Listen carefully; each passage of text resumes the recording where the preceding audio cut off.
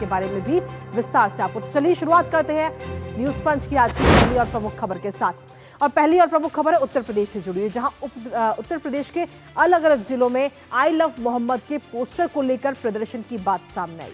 तो वहीं बरेली में जुमे की नमाज के बाद प्रदर्शनकारियों ने पथराव किया।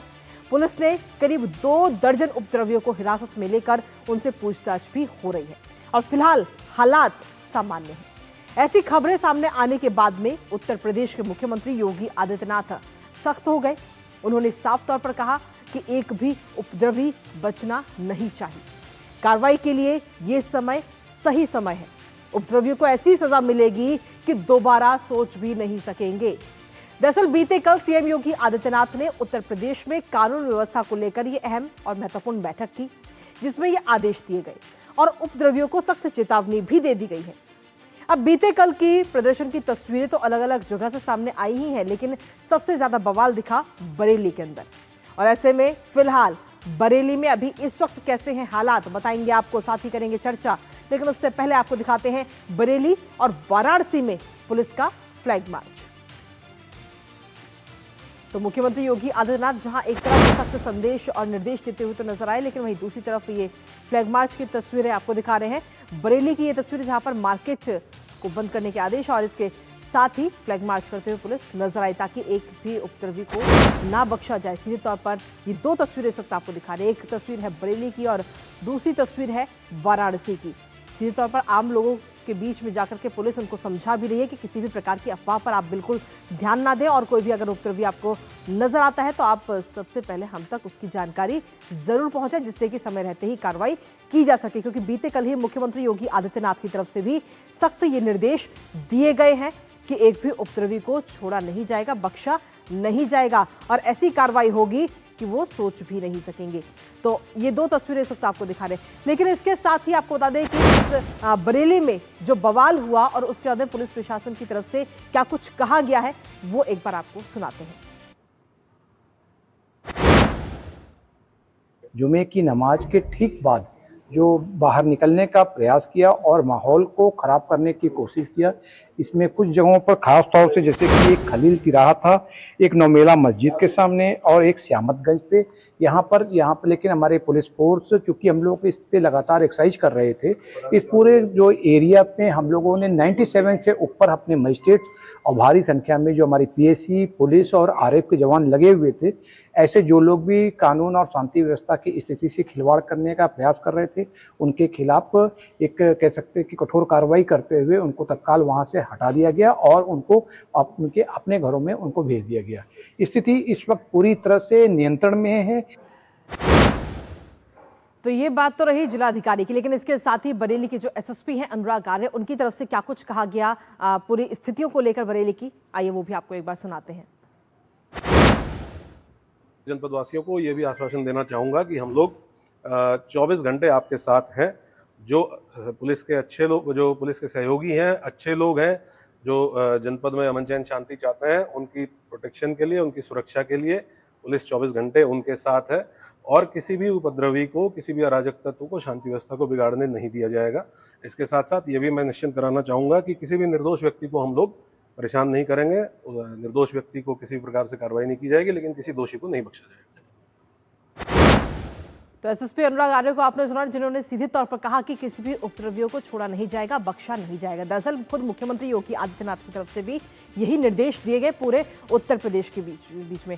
और उपद्रवियों को योगी आदित्यनाथ की तरफ से सीधे तौर पर सख्त चेतावनी। कुछ तस्वीरें आपको दिखाते हैं बीते कल की, जहां ये बैठक हुई और इस मीटिंग की अगर हम बात करें तो जो हालात उत्तर प्रदेश के अंदर अलग अलग जगह से नजर आए, उसके बाद में कानून व्यवस्था को लेकर ये महत्वपूर्ण बैठक ली गई है। और इस महत्वपूर्ण बैठक में सीधे तौर पर पूरे उत्तर प्रदेश के अंदर जो पुलिस है और प्रशासन है, उनको सख्त निर्देश दिए गए हैं कि कहीं भी अगर उपद्रवी नजर आता है तो उसको बिल्कुल छोड़ना नहीं है, कार्रवाई उसके खिलाफ की जाए, तुरंत एफआईआर की जाए और उसकी संपत्ति की भी जांच तुरंत कराई जाए। ये तमाम चीजें उनकी तरफ से कही गई। साथ ही मुख्यमंत्री योगी आदित्यनाथ ने कहा कि जिन जिन जगह पर बवाल हुआ है, प्रदर्शन किया गया और उपद्रवियों ने अराजक तत्व नजर आए हैं, उन जगह पर जो सीसीटीवी लगे हुए थे, उन सीसीटीवी की फुटेज निकाली जाए और एक एक को चिन्हित किया जाए। मुख्यमंत्री योगी आदित्यनाथ ने सीधे तौर पर सख्त चेतावनी सभी उपद्रवियों को और अराजक तत्वों को दे दी है। उन्होंने सीधे तौर पर कहा कि विभिन्न जिलों की घटनाओं पर उन्होंने अपनी नाराजगी व्यक्त की है, जो अलग अलग जगह से घटनाएं सामने आई, जिसमें खासतौर पर कानपुर की बात करें, बरेली की बात करें या फिर मुरादाबाद की बात करें। दशहरा बुराई और आतंक के दहन का प्रतीक है, ये बात उनकी तरफ से कही गई। साथ ही मुख्यमंत्री योगी आदित्यनाथ ने इस मीटिंग में आगे कहा कि दुर्गा पूजा और दशहरा पर सुरक्षा जो है वो सर्वोपरि होनी चाहिए। उपद्रवियों पर कार्रवाई के लिए यही सही समय है, ये बात भी मुख्यमंत्री योगी आदित्यनाथ ने बीते कल अहम मीटिंग में कही। इसके साथ ही मुख्यमंत्री ने कहा कि उपद्रवियों के खिलाफ निर्णायक कार्रवाई हो, उपद्रवियों पर तुरंत एफआईआर हो और संपत्ति जांच के भी आदेश मुख्यमंत्री की तरफ से दिए गए हैं। इसके साथ ही आपको बता दें, एफआईआर और संपत्ति जांच के तो आदेश दिए ही, साथ ही मुख्यमंत्री योगी आदित्यनाथ ने उपद्रवियों को सीधे तौर पर चेतावनी दी और कहा कि एक भी उपद्रवी बचना नहीं चाहिए। साथ ही अभी त्योहारों का सीजन चल रहा है, क्योंकि इसमें उन्होंने कहा कि गरबा डांडिया में बहरूपियों को घुसपैठ करने से रोकना है। जातीय संघर्ष भड़काने की कोशिशों पर भी लगाम लगे, ये बात भी मुख्यमंत्री योगी आदित्यनाथ की तरफ से बीते कल इस मीटिंग में कही गई है। यानी कि सीधे तौर पर ये सख्त संदेश दे दिए गए हैं मुख्यमंत्री की तरफ से। महिला सुरक्षा को लेकर भी उन्होंने कहा कि सर्वोच्च प्राथमिकता है कि महिलाएं सुरक्षित रहें, छिड़खानी ना हो, लूटपाट ना हो, ये बात भी मुख्यमंत्री ने कही। थाने से लेकर पीआरवी तक जवाबदेही तय की जाएगी। अगर इस प्रकार की किसी भी घटना की जानकारी मिलती है तो थाने से लेकर पीआरवी तक पूरा सीधे तौर पर जवाबदेही तय होगी। बूचड़खानों का औचक निरीक्षण भी पुलिस कप्तान करते रहे। तो ये तमाम बातें मुख्यमंत्री योगी आदित्यनाथ ने बीते कल इस अहम मीटिंग में की। हमारे साथ हमारे सहयोगी लखनऊ से विकास से जुड़ गए। ताजा अपडेट के लिए सीधा उनका रुख करते हैं। विकास, क्या कुछ लेटेस्ट अपडेट है आपके पास में? बरेली से कई सारी तस्वीरें हमने आप देखी और अपने दर्शकों को भी दिखाई, पुलिस फ्लैग मार्च भी करी, लेकिन बवाल की जो तस्वीरें सामने आई थी उसके बाद में बहुत ज्यादा जरूरी था कि उपद्रवियों को एक सख्त संदेश दिया जाए, जो खुद मुख्यमंत्री योगी आदित्यनाथ ने बीते कल दे भी दिया है। जी बिल्कुल, योगी आदित्यनाथ ने इस बात का निर्देश दिया है कि ये बिल्कुल उपयुक्त समय है, क्योंकि अगर हम मानते हैं कि नवरात्र में मां दुर्गा असुरों का संहार करती हैं और दशहरे के दिन राक्षसों का संहार, रावण का संहार भगवान श्री राम करते हैं, और ऐसे में इन दिनों में जिस तरीके की घटनाएं नजर आ रही हैं, ये उपद्रवी हैं, इन लोगों के खिलाफ सख्त से सख्त कार्रवाई करने के उच्च अधिकारियों को निर्देश दिए हैं। उन्होंने कहा है किसी भी प्रकार से उपद्रवियों को बख्शा ना जाए और कार्रवाई ऐसी की जाए कि दोबारा कोई उपद्रव करने की सोच ना सके। वहीं अगर हम बरेली की बात करते हैं तो कल जो घटना हुई है उसमें तकरीबन 1.5 दर्जन से ज्यादा लोगों की गिरफ्तारी की है पुलिस ने, और गिरफ्तारी करने के बाद उनसे पूछताछ की जा रही है और खासतौर से उनके जो कॉल डिटेल देखी जा रही है, क्या उस समय पर, क्योंकि वहां पर जो ये पूरी घटना होती है सुबह से लेकर शाम तक पूरा शांतिपूर्वक माहौल रहता है, लेकिन तकरीबन 2:30 बजे से 3 बजे तक ऐसी घटनाएं होती है जहां कुछ जगहों पर पथराव की घटना की जाती है, पुलिस पर पथराव किया जाता है, उपद्रव काटा जाता है, इस्लामिया मैदान की तरफ आगे बढ़ने के लिए जबरदस्ती की जाती है। तो उन लोगों को डिटेन किया गया है, उनसे पूछताछ की जा रही है, उनकी कॉल डिटेल खंगाली जा रही है। इसके साथ साथ वहां पर वीडियो फुटेज के आधार पर, वहां पर सोशल मीडिया के फुटेज के आधार पर लोगों की पहचान की जा रही है, उन पर सख्त कार्रवाई की जाएगी। और तकरीबन 1.5 दर्जन से ज्यादा लोगों को पुलिस ने जो पूछताछ के लिए लिया है, गिरफ्तार किया है, उनके बारे में अभी तकरीबन 11 बजे पूरी डिटेल के साथ पुलिस वार्ता करने की संभावना है कि उसमें की जाएगी। और साथ साथ कल से जो मौलाना तौकीर को नजरबंद किया गया था, उनके साथ क्या कुछ आगे की कार्रवाई की जाएगी, क्या कुछ चीजें हैं, ये भी 11 बजे के बाद निकल कर सामने आएंगी। फिलहाल इस पूरी घटना पर पुलिस चौकसी बरत रही है और पुलिस ने साफ निर्देश दिए हैं कि किसी भी प्रकार से कोई अगर निर्देश होगा तो उसके खिलाफ कोई कार्रवाई नहीं होगी।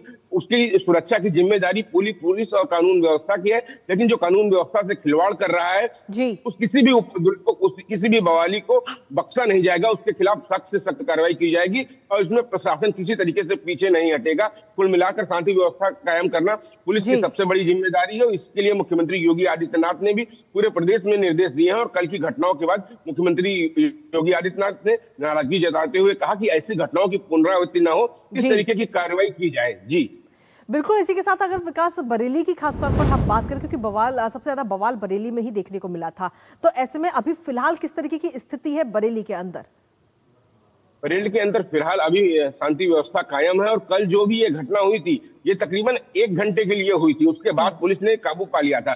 क्योंकि चाहे बरेली का शहरी क्षेत्र हो चाहे ग्रामीण क्षेत्र हो, लेकिन बरेली कोतवाली क्षेत्र के इलाके में 2-3 जगहों पर ऐसी घटनाएं हुई थी वहां पर तमाम सारे लोग वापस चले गए थे जुम्मे की नमाज के बाद, जो तकरीबन 12:30 बजे से शुरू हो जाती है। लेकिन 2 बजे के बाद तकरीबन कुछ भीड़ के कुछ जगहों पर कुछ भीड़ आगे बढ़ने की कोशिश की, उन्हें पुलिस ने समझाने की कोशिश की, क्योंकि वहां पर किसी भी प्रकार की कोई परमिशन नहीं दी गई थी किसी भी जुलूस के लिए, किसी भी प्रदर्शन के लिए। तो उनको समझाने की बुझाने की कोशिश की गई, तमाम सारे लोग थे वो चले गए, लेकिन कुछ चिन्हित लोगों ने इस तरीके के उपद्रव काटने की कोशिश की, पुलिस पे पथराव किया। और हम वो तस्वीरें देख सकते हैं कि कितनी कम उम्र के लोग पत्थर चला रहे हैं। तो बिल्कुल ये बात इससे इनकार नहीं किया जा सकता है कि उन हाथों में पत्थर पहुंचे कैसे। वहां पर पुलिस ने कहा है कि फायरिंग की घटनाएं भी हुई हैं, 10 पुलिसकर्मी घायल हुए हैं इस घटना में।